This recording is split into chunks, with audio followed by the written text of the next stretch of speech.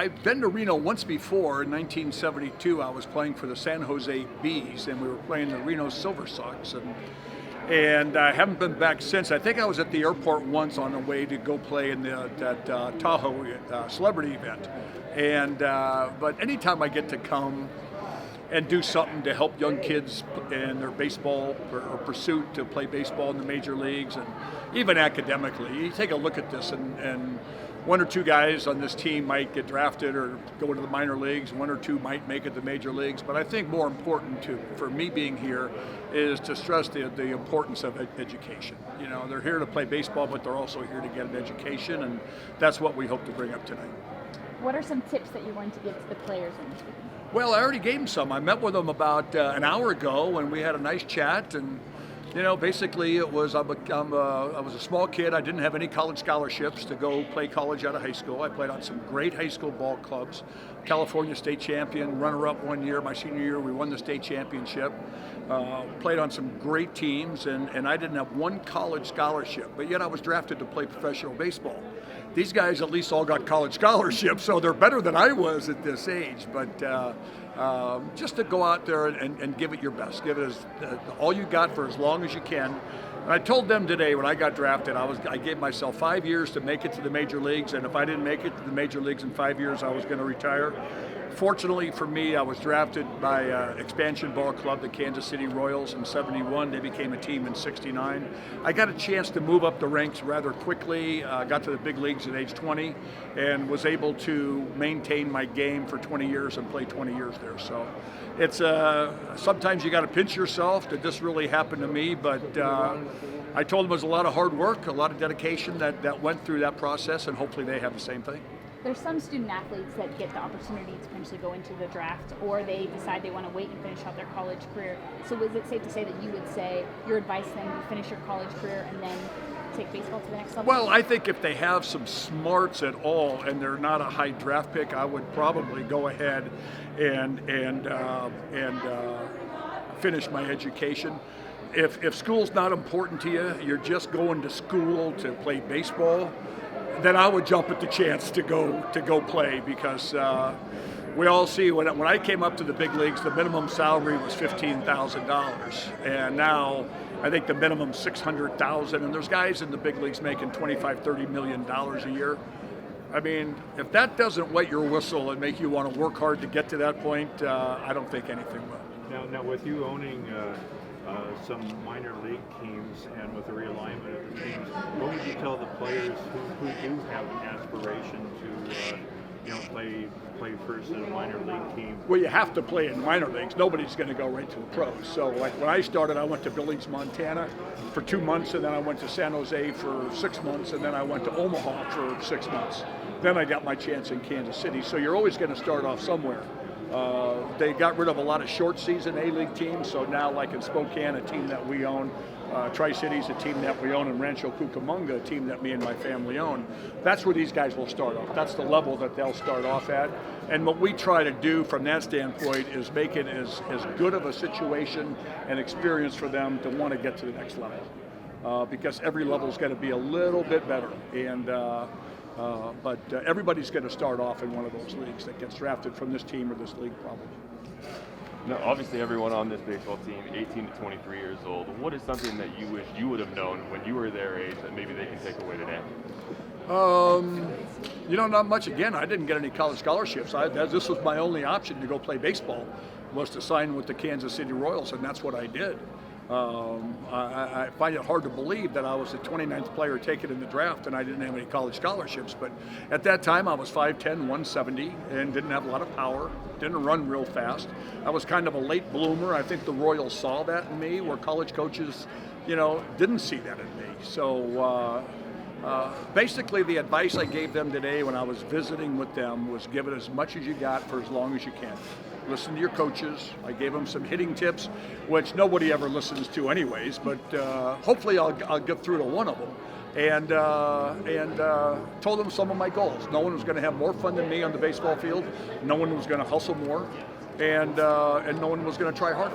And those are my goals every time I played. So hopefully it resonates with them. They'll go out there, have fun, still work hard, play hard, think positive, Baseball's a tough game. It's really a hard game because a superstar, if you're a superstar, you fail 7 out of 10 times. So you got to learn to deal with those failures. You got to correct your mistakes immediately. You don't want to keep making them time and time again, and that's what I was good at, and hopefully I resonated to them today about that. What kind of life lessons can someone learn from the game of baseball? Well, it's not like golf where, you kind of call penalties on yourself. I think the thing about baseball is teamwork. It's teamwork, and you got to be a team player. You got to think of the team first. To me, it was always winning and losing. My performance came second. If I had a good game, if I went 3 for 4 and the team lost, I wasn't happy. If I went 0 for 4 and the team won, I was happy. I wasn't going around congratulating the guys that played well. And if we won and I had a good game and a guy had a bad game, I was the guy over there patting him on the back. We'll get him tomorrow. Don't worry about it. We won without you. We can't do it tomorrow. So keep your head up. And that's what I think baseball's all about. You play every freaking day. You play 162 games in like 180 days. So you got to have a short memory, and you got to take care of yourself. And I think players today do a very good job of that. Today the announcement came that they were implementing robots in the minor league system for the strike zone and testing that. What are your thoughts on that? I kind of like umpires. I was telling the kids today a story that I did every time I'd walk up to home plate the first at bat. I would dig my little hole in the back line. I would say hello to the catcher. If it was Carlton Fisk, I would say hello, Carlton, and he always called me Jorge. He would say hello, Jorge, and I would turn to the umpire and I'd say, how's my favorite umpire doing today? and I like the human side of the game. Players make errors, players make mistakes, umpires are going to make mistakes. I think it's all part of the game. They're going to implement it in the minor league, see how it does. I don't know if there'll be an umpire. I don't know how it's going to work if there'll be an umpire back there and someone's just going to say strike or ball in his ear and he's going to do it. There'll be no arguing, but I don't know. It's going to be interesting to see all these changes that baseball is trying to make, the pitch clocks and all this stuff, trying to speed up the game. I think the game has gotten longer, a lot more strikeouts, a lot less balls in play. They're trying to do things to appease the fans because I heard the fan base is dropping a little bit because the games are too boring now. Too many strikeouts and not enough balls in action. So we'll see how it works in the minor leagues. Hopefully it works good or, whatever. But baseball's still baseball. You still got to, pitchers got to throw strikes and hitters got to run the bases. So a lot of things can happen. Speaking of the MLB current lockout right now, what are you hoping to see just from that? Well, I'm hoping they're both jockeying for position right now, and sooner or later, right before spring training starts, they have an agreement. I've been through many of these in the 20 years I played. We went on strike, we were locked out, and I can't even remember what we were on strike about. That's how important it was to me. As a player, I just wanted to play. And I bet if you ask 90% of the players, they don't care about what's going on. They don't even care. They just want to go play baseball and get their paycheck. But the higher ups in the players union, they think it's important. Hopefully baseball, the ownership, management, and commissioner's office and the players association can get together and not have any type of work stoppage in spring training, because I don't think the game will survive if it does. I really don't. Could I ask you a question kind of on the lines of baseball? I live in a Navy town east of here, and we had an air traffic controller win the enlisted Bob Feller Award, and I noticed you were a recipient of that in 2015. Right. Thank you very, very much for what you've done. What have you done over the years to support the military? 2 years ago, I went to Kuwait for 10 days in 120-degree weather. That was a treat. Just pretend it's We Las did all Vegas. that. Yeah, we did a lot of that. I've go to a lot of bases in Kansas City on the Royals Caravan. On the caravans, they go to schools, they go to shopping malls. They go out and connect with the public.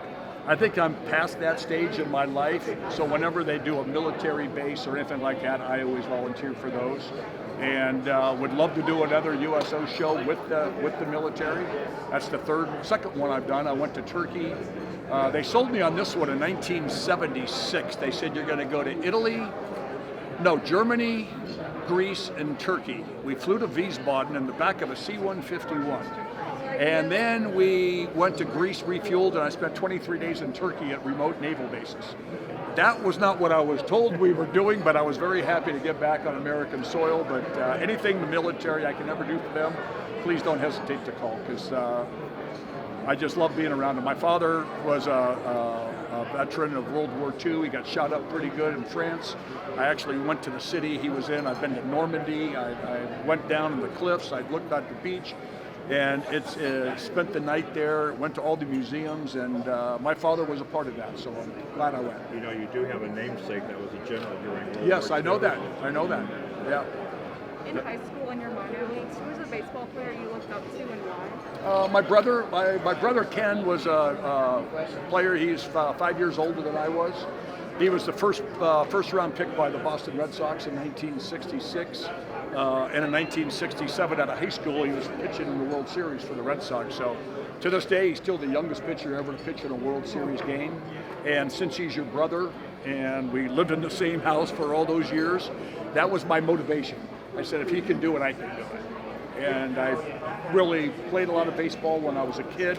High school, American Legion, would play 100 games a year. And then I got to the minor leagues, and I would do all the season. Then I'd go to instruction league. Then I'd go to play my season. Then I'd go to instructional league. So I was playing, 200 games a year just to get better. And he was always the motivation. And got a chance to play against him for about 5 or 6 years when he was in the American League. And his last year, he was my teammate. So that was a lot of fun. We had a lot of fun.